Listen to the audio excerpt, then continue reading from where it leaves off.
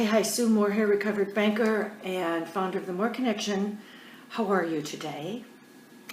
I have a question for you. When is it going to be your turn?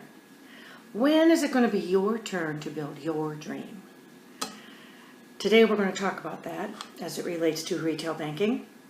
We have an article from a gentleman named Kevin Steele who wrote for the Bank Administration Institute, and the name of the article was Personnel, Reinventing the Retail Bank in 2017. And it was a great article. If you can get your hands on it, read it because it's really good. But I kept thinking to myself as I was reading it, why would I build somebody else's dream?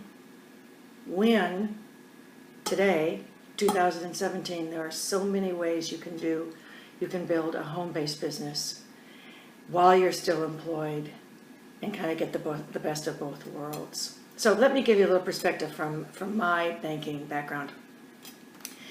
As I've said before, I was a banker for about 25 or 26 years. The last 4.5 I spent at an advisory firm. And when I left there, I thought, well, let's go see what's going on in the banking world. And what I found I was shocked at, because the banking world that I had worked in and loved so dearly didn't exist anymore. And jobs had been consolidated, technology had really reduced advancement opportunities. People were being asked to work very, very long hours.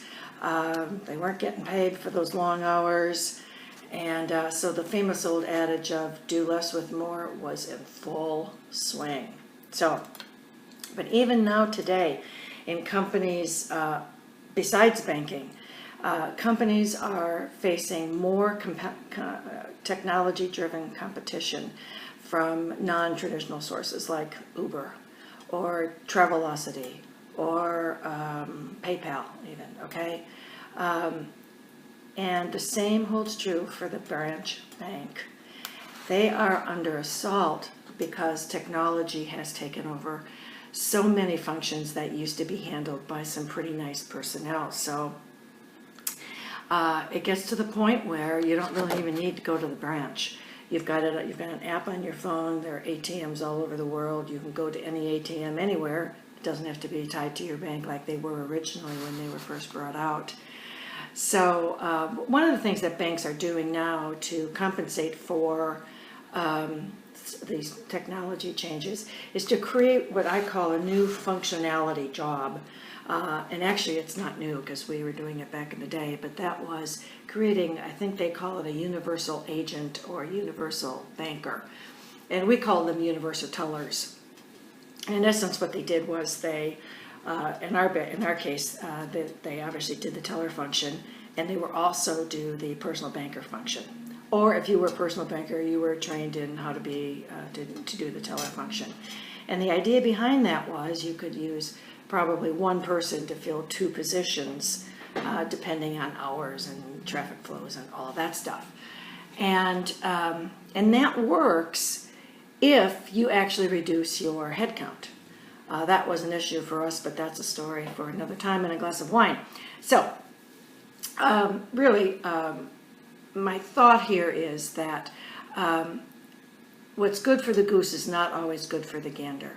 And so people who are in work for organizations that are thinking about doing the universal concept, and I know there are a couple of them that are doing, Capital One's doing a few, and Umpqua I think is doing a few, and so forth, but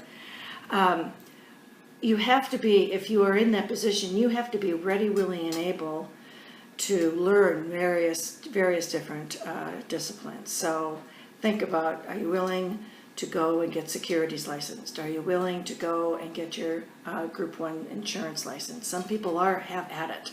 Some people aren't. And ultimately, the jobs that they hold will be eliminated. And so the trick really is, or the question really is, why not build a little plan B while you're still employed? And your plan B meaning some kind of a home-based business where you can do it on your lunch hour. There are plenty of companies out there that will teach you step by step exactly what to do, what to say, help your mindset, and enable you to really start building that dream of yours. You're still doing a good job for your current employer. I would never suggest otherwise. But at the same time, you're doing what's best for you. So, just so you know, I would be in record saying this, there's no pixie dust with doing a side gig.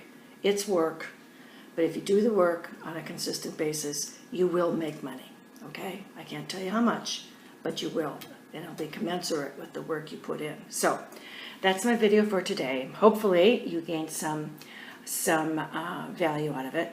I do speak with a lot of people in financial services and give them some tips and strategies for how to begin to do something on the side while they are still employed in their particular company. And if you're curious about exactly what a universal banker or a universal agent is, give me a jingle, because back in the day, that was my responsibility to develop that whole project. And we did, and I'll tell you what went well and what went awry. So that's the video today. I hope you got some value. Take good care, journey well, and I'll see you on the next video, okay? Bye-bye.